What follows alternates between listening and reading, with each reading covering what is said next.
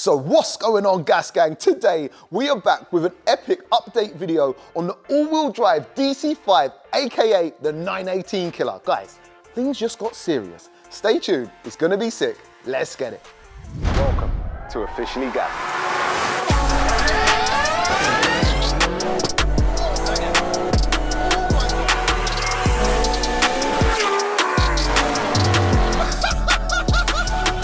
Let's get it. For the best in universal premium ester-containing engine oils and fuel additives for both petrol and diesel engines, check the links in the description.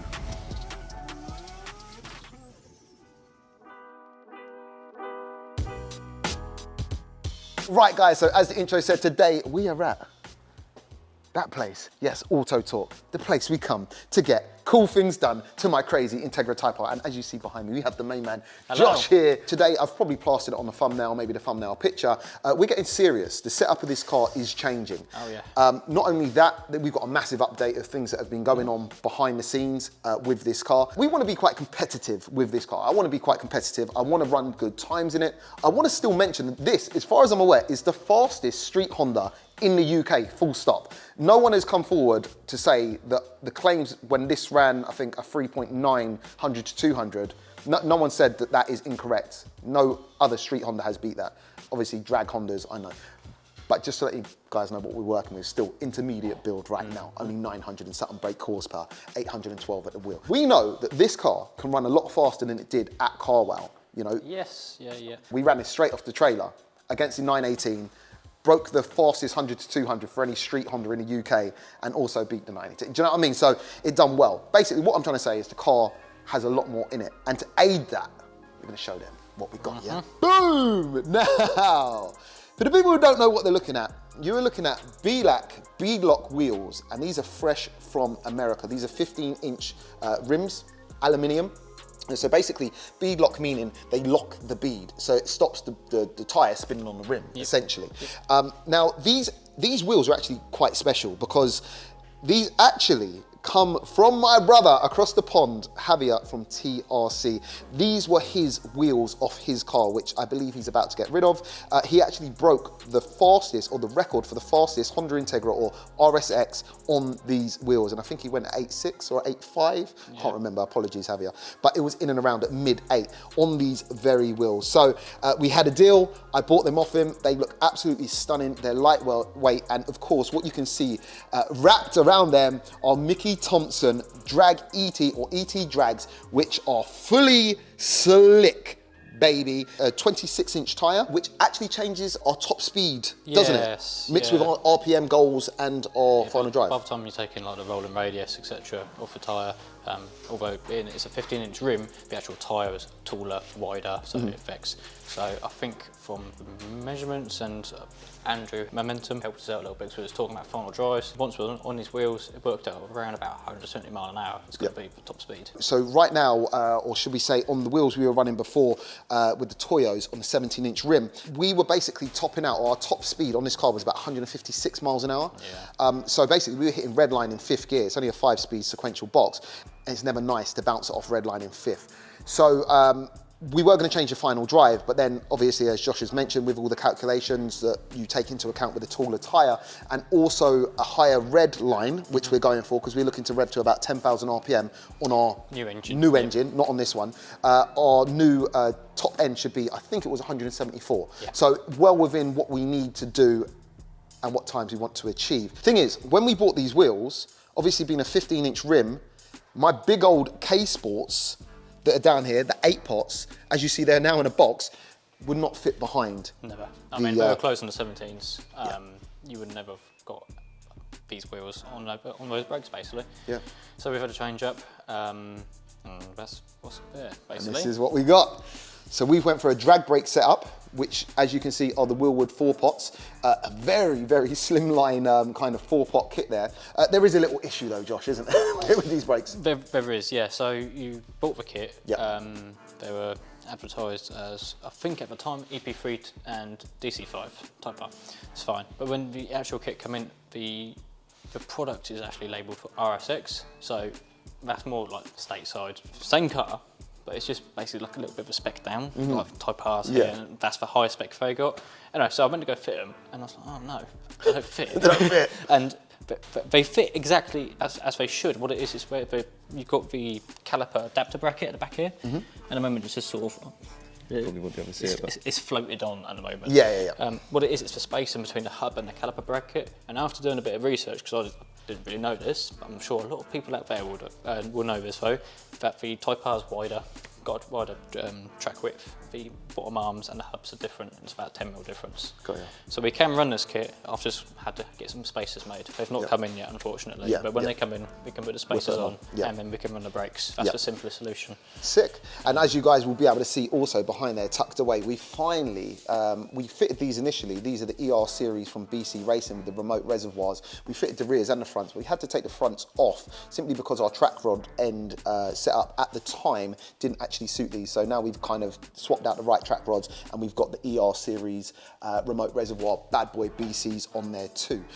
Bro, should we whack a wheel on it just to show people? Yeah. And yeah, the clearance is very, very tight. So anyone you want, bro. Pick Let's one. let's whack it on. These are also very lightweight, and being alley like potholes, I've been told by Javier, if you literally, oh hang on, do you know what? Another thing, people are probably looking at our wheel studs. Oh yeah. Let's talk about the wheel studs. There's a lot going on now. Yeah. We've forgotten. God. Yeah. So, luckily, Javier had mentioned it to you because it hadn't really slipped mind. But you've obviously bought the wheels, and at the same time, he was like, "Oh, don't forget, you need to run upgraded studs." I was like, "Of course you do, really." Because when you're launching with that much of traction, you can snap standard studs. Yeah. So we've put ARP wheel studs in, basically. You know what I mean? It's epic because, you know, like I didn't even think about ARP wheel studs. Like for me, like ARP is like head studs. Like, you know, I'll set up so crazy now. We have to have ARP wheel studs. But anyway, I'll let you whack those on just to kind of show people how these bad boys are looking. Do you know what's crazy? I just realised we've actually still got one on the other side. Oh yeah. So guys, I could actually, whilst a lovely assistant does that, I could actually show you, this is how it looks. So there you go, look at that. And what we will do in a second, I want to put this car in the air to show you some more cool stuff in a sec, and then we drop it down and we'll show you the clearance it is right now. We need to do a little bit more setup on the clearance, but how aggressive does that look? And that is going to be all four corners, which I'll show you at the end. This side was more so to show you, because that other side hasn't got a caliper on it. This was to show you the clearance. Yeah, it's pretty damn tight, as you can see, but it is just about clearing. And That is with a 3mm spacer as well. and that's with a 3mm spacer. Yeah. But to tell the truth, an inch, a mile, a millimetre, as long as it's clearing, We'll that is take the it. main thing. We'll have it, we'll have it. Let's tell them a little bit about, obviously we've now got this new drag cartel billet bell housing on. And what we've done, we've got the gearbox back now from Quaife, by the help of Andrew from Momentum. And we've added some extras and done some upgrades. So yeah, I mean, the gearbox itself, some people who've seen it before, it's kind of the same process as last time, but we've just done some upgrades. The only thing to speak about what's changed up here is this. This is a gearbox breather. It's basically a catch can, like a universal catch can. Momentum supply this in a bit of a kit form where you can sort of suit it to your needs. This just allows one, gearbox to breathe better. They do have a standard little breather cap on the top of a gearbox. This basically takes the breather from there and takes it up to here, but it also allows you to run a bit extra fluid, which helps with cooling, because we saw from last time it was stripped apart that there may have been a bit of heat, specifically with fifth gear. Yep. So the more oil we can get in there, just the volume will help with cooling.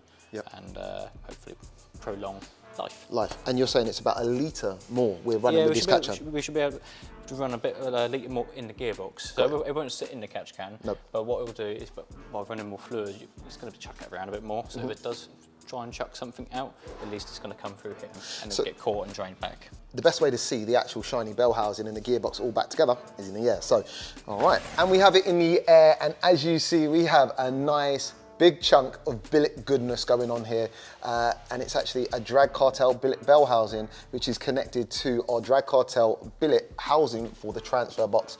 So now this gearbox is actually as built as you can build a Quaife sequential gearbox. I believe so. There's 7-second cars running this exact setup.